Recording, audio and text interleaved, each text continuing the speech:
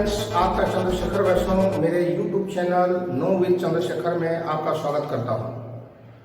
हम chemical kinetic यानी रासायनिक बलगति नाम के अध्याय में एक महत्वपूर्ण टॉपिक विभिन्न कोटि की अभिक्रियाओं के लिए दर स्थिरांक की इकाइयां, इसके संबंध में आज चर्चा करेंगे।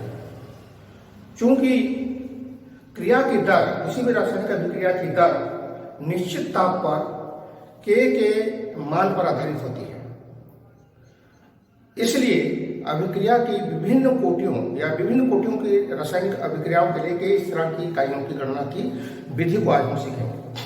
तो सबसे पहले चर्चा करते हैं और बात करते हैं विभिन्न कोटियों की। विभिन्न कोटियां निम्नानुसार हैं।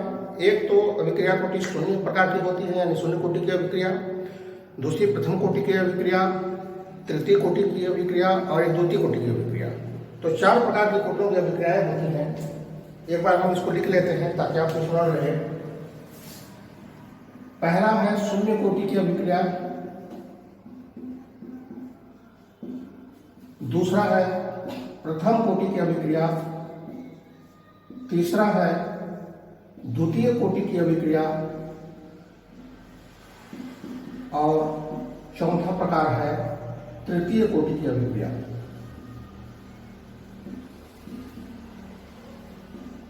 मैं वेग स्थान की इकाई की गणना के संबंध में चर्चा करते हुए मैं यह विश्वास करता हूं कि आपको शायद कोटि क्या है पता होगा। फिर भी सामान्य सी जानकारी हम ले लेते हैं। शून्य कोटि की अभिक्रियाएं उन अभिक्रियाओं को कहते हैं जब अभिकारक की सांद्रताओं का में परिवर्तन का संबंध अभिक्रिया के वेग से नहीं होता है। यानी सांद्रता में किसी प्रकार का हम परिवर्तन कर दें, अभिक्रिया का वेग प्रभावित नहीं होता, तो शून्य कोटि की है। लेकिन प्रथम कोटि की अभिक्रिया क्या कहेंगे? मान लीजिए दो अभिकारक हैं जो आपस में मिलकर C बनाते हैं और B या A में से किसी एक की सांद्रता में हम वृद्धि कर दें, दुगुना कर दें और अभिक्रिया का वेग भी दुगुना हो जाए। इसका मतलब अभिक्रिया की जो दर है वो समानुपाती हो जाती है सांद्रता। इस स्थिति में अभिक्रिया की कोटि एक होती है। उसी प्रकार सांद्रता में परिवर्तन करने पर अभिक्रिया जिस दर से घटती बढ़ती है उसी के अनुरूप हम लोग उसको अभिक्रिया की कोटि से प्रदर्शित करते हैं। अब आते हैं हम लोग अभिक्रिया की दर की जो इकाइयां हैं, दर स्थान की जो इकाइयां हैं। तो सबसे पहले मित्रों हम लोग समझते हैं एक एक करके कि शून्य कोटि की अभिक्रिया के लिए दर स्थान की इकाइयां किस प्रकार से हम निकालेंगे। तो चर्चा करते हैं सबसे पहले शून्य कोटि की अभिक्रिया के लिए दर स्थिरांक की। शून्य कोटि की अभिक्रिया हेतु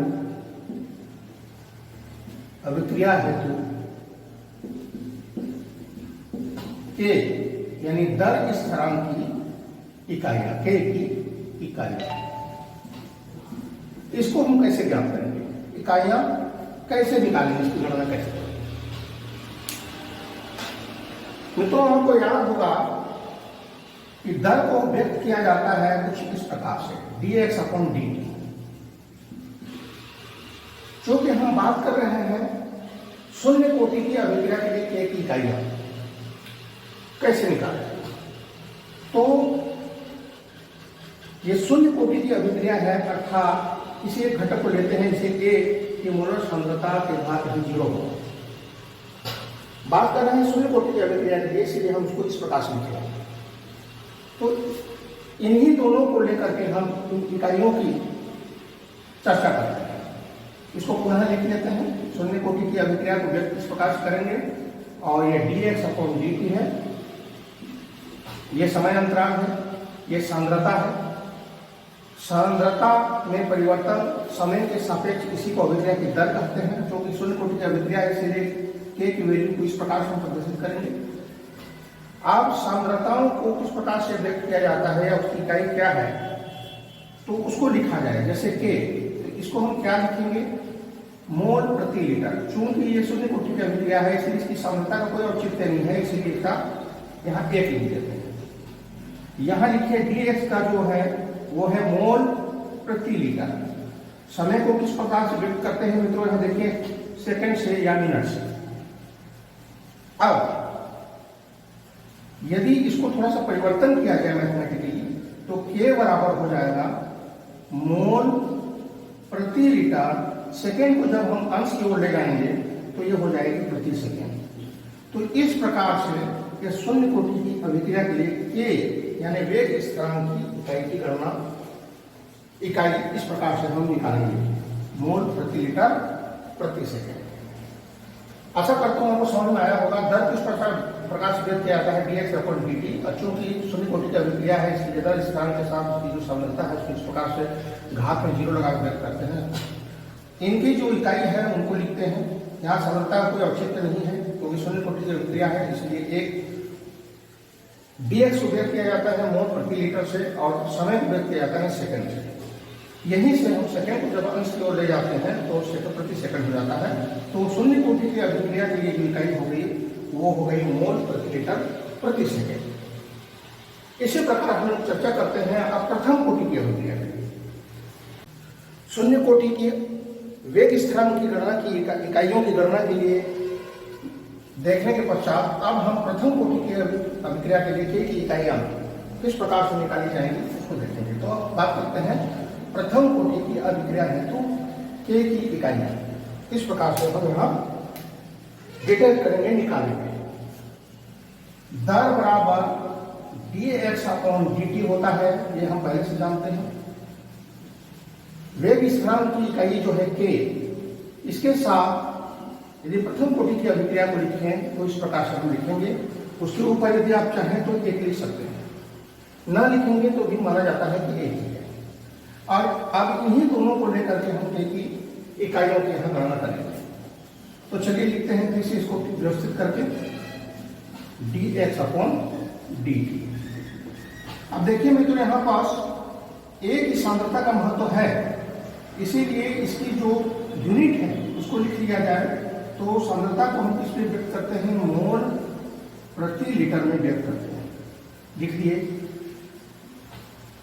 यहाँ पर जो सांद्रता है उसको भी व्यक्त किया जाता है मोल प्रति लीटर से, इसको भी लिख दिए। समय को हम लिखते हैं सेकंड या मिनट से, सेकंड ले लिए हैं यहाँ पर। चलिए अब इसको मैथमेटिकली थोड़ा सा हल करने पर K को हम यहाँ रखें और मोल को बराबर के उसको पक्षांतर कर दें तो आप देखेंगे कुछ इस प्रकार की स्थिति बनेगी। ये चला जाएगा मल्टीप्लाई में था, चला जाएगा डिवाइड में, मोल प्रति लीटर इंटू सेकेंड। तो यहाँ पर काटा जा सकता है मोल प्रति लीटर, मोल प्रति लीटर। काट देने पर स्थिति बनती है K बराबर 1/सेकेंड। देख सकते हैं इधरों कट गया, यहाँ 1 बचा सेकेंड। इसको यदि अंश की ओर ले जाए तो ये हो जाएगा प्रति सेकेंड। तो इस प्रकार से प्रथम कोटि की अभिक्रिया हेतु K की इकाई ज्ञात करेंगे। ये है K बराबर, इसकी K की जो इकाई होगी यहाँ पास वो होगी प्रति सेकेंड। ये प्रथम कोटि की अभिक्रिया के लिए हमने K की इकाई की यहाँ पर चर्चा की। अब हम बात करेंगे द्वितीय कोटि की अभिक्रिया के लिए। द्वितीय कोटि की अभिक्रिया के लिए थोड़ा सा यहाँ संशोधन कर लेते हैं। लिखते हैं यहाँ पर द्वितीय कोटि की अभिक्रिया, और ये जो स्थिति है यहाँ 1 लिखा गया था उसको हम लिख सकते हैं यहाँ 2। उसी अनुसार सारा परिवर्तन यहाँ हो जाएगा। आप उसको ध्यान से देखते रहेंगे, आपको तीनों कोटि की अभिक्रिया की एक इकाइयां निकालते निकालते कॉन्सेप्ट आपका क्लियर हो जाएगा। तो ये लिखा जाए फिर से यहाँ बस K के घात 2 द्वितीय कोटि की अभिक्रिया के लिए है और dx अपॉन dt। इसकी यूनिट को आप अपने अपने जगह पर लिखते हैं। ये हो गया मोल प्रति लीटर घात 2 बराबर ये हो गया आपका मोल प्रति लीटर, और समय को तो हम लोग सेकेंड से यहाँ प्रदर्शित करते हैं। पक्षांतर किया जाए, K को यहीं रहने दिया जाए और बराबर की उस ओर ये पूरे भाग को ले जाते हैं। उस स्थिति में क्या होगी, नीचे आएगी मोल प्रति लीटर के भाग 2 इंटू सेकेंड। ये अब आप देखें यहाँ स्पष्ट रूप से एक मोल प्रति लीटर के साथ कटेगा तो बचेगी यहाँ पास K बराबर 1/मोल प्रति लीटर इंटू सेकेंड। मित्रों, अगर इस हर वाले समस्त भाग को अंश की ओर हम ले जाते हैं, उस स्थिति में k का मान अब होगा, देखिए मोल, यहाँ पर चूंकि एक है, धन एक है, यहाँ एक धन एक है, वो चला जाएगा ऊपर तो हो जाएगा ऋण, यानी प्रति मोल। लीटर के ऊपर में ऋण एक है, तब ऊपर जाएगा स्थिति हो जाएगी एक, और सेकेंड के ऊपर में कुछ नहीं है, मैंने एक है, वो हो जाएगी प्रति सेकेंड। तो इस प्रकार से के की इकाई की जो गणना है यहाँ पर कैसा हुआ, मोल प्रति मोल लीटर प्रति सेकेंड। कई बार उसको आपको विभिन्न पुस्तकों में लीटर प्रति मोल प्रति सेकेंड भी लिखा होगा, दोनों का तात्पर्य एक ही होता है। आप चाहे वैसे लिखें, आप चाहे तो ऐसे लिखें। तो इस प्रकार द्वितीय कोटि की अभिक्रिया के लिए के की गणना हुई, के की इकाई की गणना हुई। इसी प्रकार एक तृतीय कोटि की अभिक्रिया के लिए भी निकालते हैं, जो यहीं पर थोड़ा सा परिवर्तन होगा। यदि आप शून्य कोटि की अभिक्रिया के लिए के की इकाई की गणना कर सकते हैं, तो बाकी सभी के लिए गणना आसान है। इसको हमको कुछ नहीं करना है, तृतीय कोटि की अभिक्रिया के लिए हमको 3 कर देना है, या तृतीय कोटि की अभिक्रिया हो जाएगी। यहाँ पर ठीक उसी प्रकार से इसकी यूनिट को लिखा जाए तो के ये हो जाती है आपके मोल प्रति लीटर के घात 3 बराबर, ये हो गया आपको मोल प्रति लीटर, और समय को तुम सेकंड से भी व्यक्त करते हैं। पक्षांतर करें तो बराबर के उधर, तो ऊपर है मोल प्रति लीटर, नीचे है आपका सेकेंड, और ये हो गई नीचे आपके आ जाते हैं मोल प्रति लीटर के घात 3। ऊपर 1 मोल प्रति लीटर कटेगा, नीचे 1 मोल प्रति लीटर कटेगा, तो नीचे बचता है आपका, देखिए के बराबर 1 बटा मोल प्रति लीटर के घात 2 इंटू सेकेंड। फिर यहाँ पर यदि हम बटे से ऊपर ले जाते हैं इन तीनों को, इनको अंश में ले जाते हैं, तो ये हो जाती है आपकी, देखिए मोल के ऊपर में ये 2 है, ये हो जाएगा मोल ऋण 2, लीटर के ऊपर में ऋण 2 है, ऊपर जाने पर हो जाएगा ये 2 घात 2, और उसके बाद इंटू हो जाती है सेकेंड, जो ऊपर जाकर तो हो जाएगा प्रति सेकेंड। इसको थोड़ा सा हम व्यवस्थित कर लें तो लिख सकते हैं के बराबर वर्ग लीटर प्रति वर्ग मोल प्रति सेकेंड। इस प्रकार से मित्रों हम तृतीय कोटि की अभिक्रिया के लिए वेग स्थिरांक ए की इकाई के लिए यूनिट की गणना कर सकते हैं। इस प्रकार से तृतीय कोटि की अभिक्रिया के लिए वेग स्थिरांक की गणना है। आशा करता हूँ आपको शून्य कोटि, प्रथम कोटि, द्वितीय कोटि, तृतीय कोटि तीनों की वेग स्थिरांक की इकाइयाँ निकालना समझ में आ गया होगा।